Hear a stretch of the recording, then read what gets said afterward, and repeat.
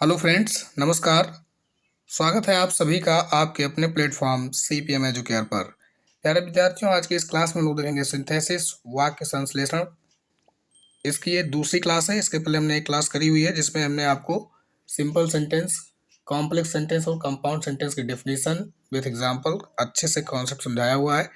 अगर आपने उसको नहीं देखा तो उसे भी जाकर जरूर देखिएगा। उसी श्रृंखला में ये आज दूसरी क्लास है जिसमें हम शुरुआत करने चल रहे हैं to combine two or more simple sentences into one simple sentence.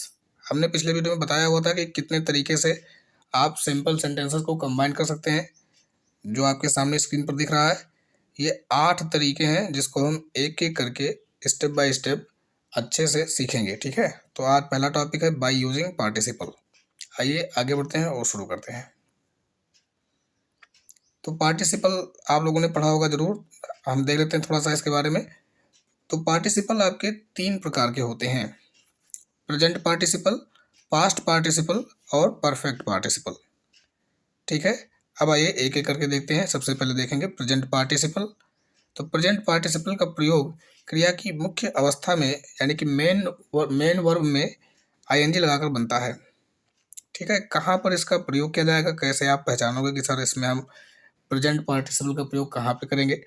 तो आपको ध्यान रखना है कि दो एक्शन इस तरह से हो रहे होंगे कि एक कार्य के वजह से दूसरा कार्य हो रहा होगा तुरंत।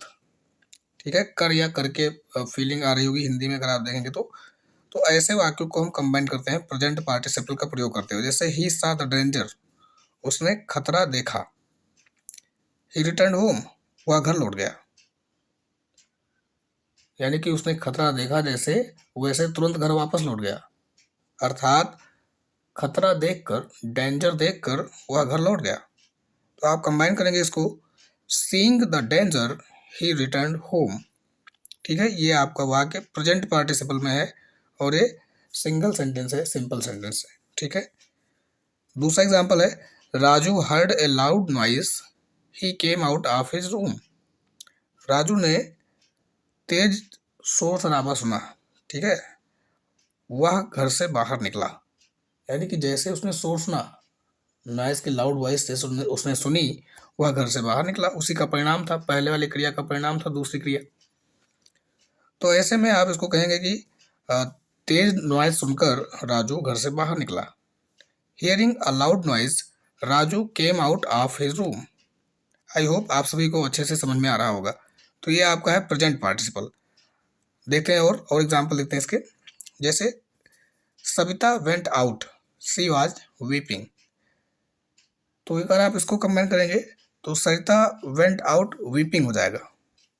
ठीक है, पीछे भी आप इसको जिरंड के रूप में जोड़ सकते हैं, या आप कह सकते हैं कि पीछे भी आपका पार्टिसिपल के रूप में वर्ब में आईएनजी लगा के ऐड हो सकता है। सरिता वेंट आउट वीपिंग, इसका हो जाएगा सिंपल सेंटेंस। नेक्स्ट है Radha went into the garden, she plucked flowers. यानी कि राधा बगीचे में गई, उसने फूल तोड़े। तो बगीचे में जाकर राधा ने फूल तोड़े, सिंगल सेंटेंस हो जाएगा। तो इसको आप कंबाइन करेंगे, going into the garden Radha plucked flowers. ठीक है, एक छोटा सा नोट है, याद रखिएगा आप, यदि वाक्य में is am are was were, ठीक है, बी ग्रुप के जो आपके प्राइमरी या अगली वर्ब है उसका प्रयोग हुआ हो तो उसे बीइंग में बदल देते हैं। ठीक है, क्योंकि ये बी ग्रुप के हैं इसलिए इसमें बीइंग कर देंगे तो ये पार्टिसिपल का रूप ले जाएगा। The lion was hungry he killed a goat. ठीक है, the lion was hungry he killed a goat. शेर भूखा था, उसने बकरी को मार डाला। ठीक है, तो भूख के कारण या भूखा होकर शेर ने बकरी को मारा या बकरी पर अटैक किया, कुछ भी सेंटेंस हो सकता है। तो being hungry the lion killed a goat. ठीक है, मोनू आज हंग्री, दूसरा एग्जांपल है he ate funnel cake in the fair. Funnel cake आप सभी जानते हैं, शायद जलेबी को कहते हैं। तो मोनू आज hungry he ate funnel cake in the fair. Monu भूखा था, उसने मेले में जलेबी खाई। तो भूख के कारण या भूखा होकर मोनू ने मेले में जलेबी खाई। ठीक है, being hungry Monu ate funnel cake in the fair. ठीक, अब देखते हैं हम आगे पास्ट पार्टिसिपल। पास्ट पार्टिसिपल में क्या होगा, कैसे सेंटेंस को कंबाइन करेंगे। इसमें मेन वर्ब की थर्ड फॉर्म यानी कि V3 third form of the verb का प्रयोग एडजेक्टिव के रूप में करते हुए दो वाक्यों को जोड़ा जाता है। इसका प्रयोग प्रायः उन दो वाक्यों को जोड़ने के लिए किया जाता है जिसमें एक कार्य अतीत में बहुत पहले ही समाप्त हुआ हो। ठीक है, ध्यान से समझिएगा इस बात को। जब आप देखेंगे तो जो दूसरा कार्य होगा, मतलब आगे और पीछे कोई भी सेंटेंस आपका क्रम बदल सकता है। कोई जरूरी नहीं कि जो दूसरा वाक्य है उसी के वर्ब को आप जो है पार्टिसिपल में बदलेंगे या पहला वाक्य है उसी के वर्ब को बदलेंगे। अकॉर्डिंग टू सेंस, भाव के अनुसार आप क्या करेंगे, उसको पार्टिसिपल में चेंज करेंगे। तो एक काम क्या होगा, अतीत में बहुत पहले ही समाप्त हो गया होगा, जिसको आपको पास्ट पार्टिसिपल के रूप में उसके वर्ब को एडजेक्टिव के रूप में फिर यूज करेंगे। जैसे राहुल सा ए हट, राहुल ने एक झोपड़ी देखी। द हट वाज बर्न्ट, झोपड़ी जली हुई थी, पहले से ही जली हुई थी, ठीक है, जल चुकी थी। तो कंबाइन जब आप करोगे तो कहोगे कि राहुल ने एक जली हुई झोपड़ी देखा। तो राहुल सा अ बर्न्ट हट। अगला वाक्य है a soldier was asking for water, he was bounded. एक सैनिक पानी मांग रहा था, वह घायल था। तो ये जो दूसरी घटना है पहले ही हो चुकी है, पहले से ही वो घायल था। कब घायल हुआ है किसी को पता नहीं, ठीक है। तो जब आप इसको कंबाइन करोगे तो कहोगे अ वाउंडेड सोल्जर, एक घायल सैनिक, वाज आस्किंग फॉर वाटर, पानी मांग रहा था। नेक्स्ट है I found the book was lost. मुझे पुस्तक मिल गई। कौन सी पुस्तक, जो खो गई थी, पुस्तक खो गई थी, यानी कि पहले कभी खो गई थी पास्ट में। तो जब आप उसको कंबाइन करोगे तो कहोगे I found the lost book, मुझे खोई हुई पुस्तक मिल गई है। ठीक है, तो ये था पास्ट पार्टिसिपल। आई होप आप सभी को अच्छे से समझ में आ रहा होगा। अगर अच्छे से समझ में आया तो आप कमेंट करके बता दीजिएगा कि हाँ सर समझ में आया है, और वीडियो को लाइक भी करिएगा, अपने सभी दोस्तों में शेयर भी करते चलिएगा। आगे बढ़ते हैं। थर्ड है आपका परफेक्ट पार्टिसिपल। अब यहाँ पर प्रेजेंट पार्टिसिपल और परफेक्ट पार्टिसिपल में थोड़ा सा डिफ्रेंशिएट करना है समझने के लिए, सेंटेंस को जब आप कंबाइन कर रहे होंगे।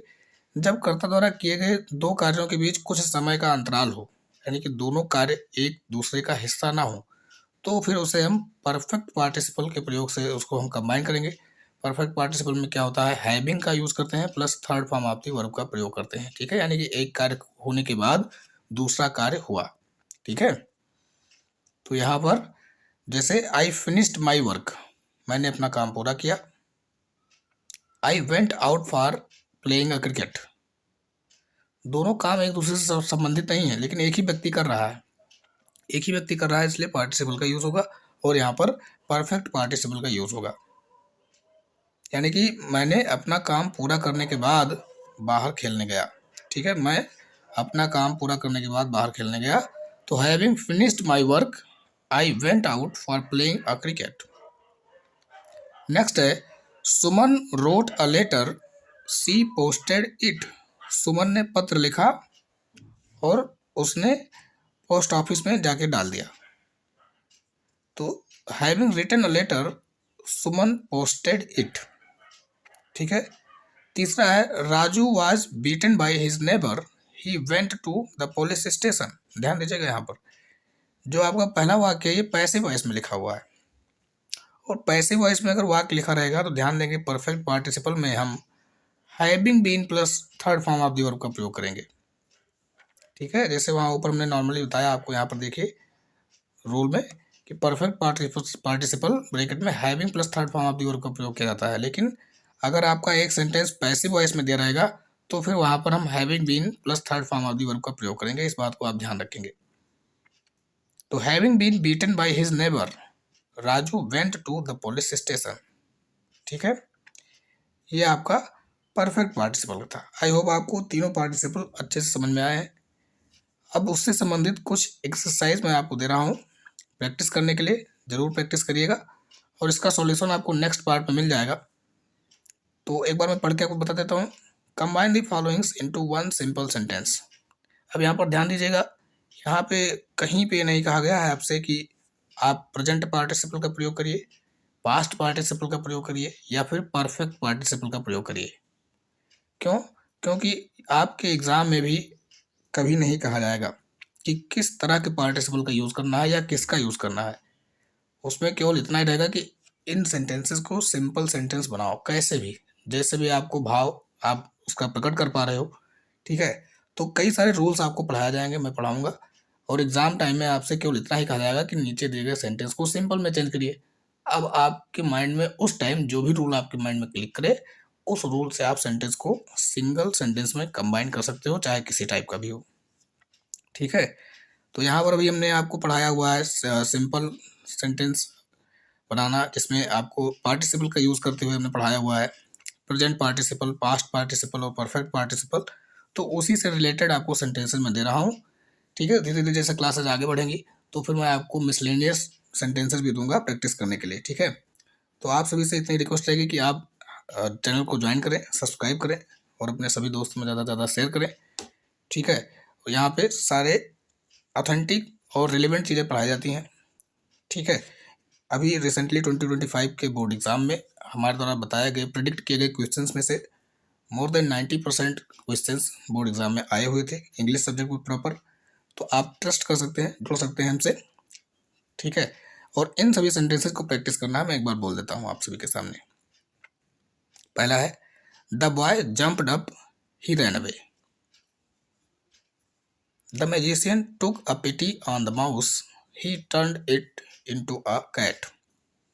मतलब मैजिशियन यानी कि जादूगर को चूहे पर दया आ गई और दया दिखाकर उसने क्या किया, उसको बिल्ली में बदल दिया। देखिए बिल्ली बनी हुई है, इसी बिल्ली में बदल दिया, ठीक है। नेक्स्ट है I saw a big house, it was covered with snow. मैंने एक बड़ा घर देखा और ये बर्फ से ढका हुआ था। He was thirsty, he drank much water. The soldier took his gun, he shoot the terrorist at once. Raju was beaten by his classmate, he went to the principal. Raju अपने क्लासमेट द्वारा पीटा गया, यानी कि उसके क्लासमेट ने, उसके सहपाठी ने उसकी पिटाई कर दी और इस पर वो प्रिंसिपल के पास शिकायत करने के लिए गया, ठीक है। नेक्स्ट है ही finished his work, he went home. उसने अपना काम पूरा किया, वह अपने घर गया। फिर अगला है turn to the left, you will reach the college. तो ये 8 सेंटेंसेस हैं जिसको आपको प्रैक्टिस करना है। आप इनके आंसर कमेंट भी कर सकते हैं, ठीक है। अदरवाइज आप नेक्स्ट वीडियो में इसके आंसर को मैच करिएगा। उसके स्टार्टिंग में आपको पहले एक्सरसाइज का सॉल्यूशन मिल जाएगा, उसके बाद में अगला पार्ट आपको पढ़ाया जाएगा to combine 2 or more sentences into one simple sentence by using infinitive, ठीक है। अब इन्फिनिटिव का यूज़ करके अगले पार्ट में आपके लिए आएगा। तो आज की वीडियो में बस इतना ही।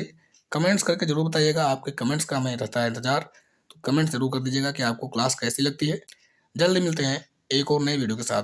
Thanks for watching the video.